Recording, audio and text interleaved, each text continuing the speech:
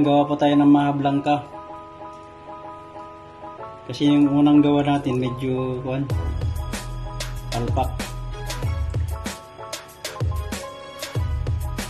Ayan, maglalagay po tayo ng ibap decorated milk.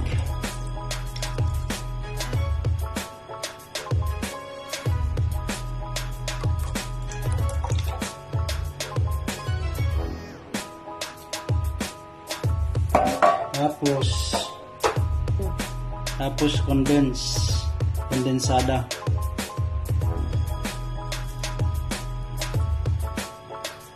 Ayan, mahinang apoy lang po mga kuwan. Pasandok. Ayan.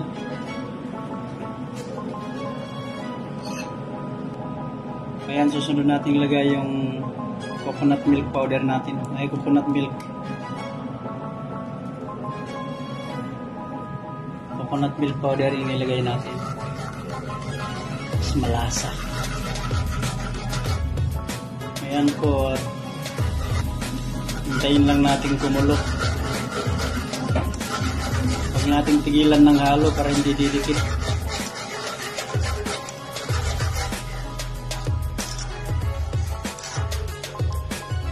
Pwede natin dagdag yung form natin para lalasa.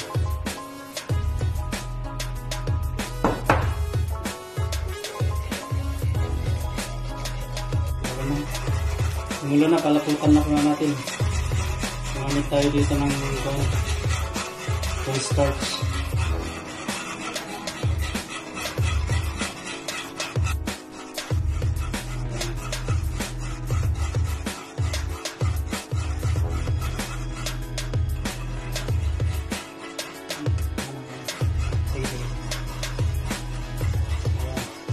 Ilagay lang natin.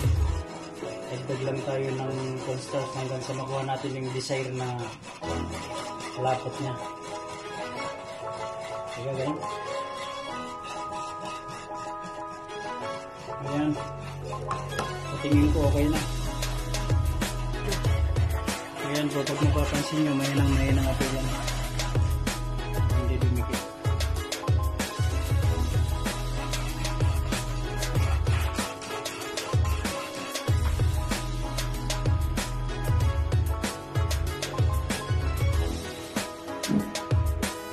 Palamig natin yan, gawin natin sa filler.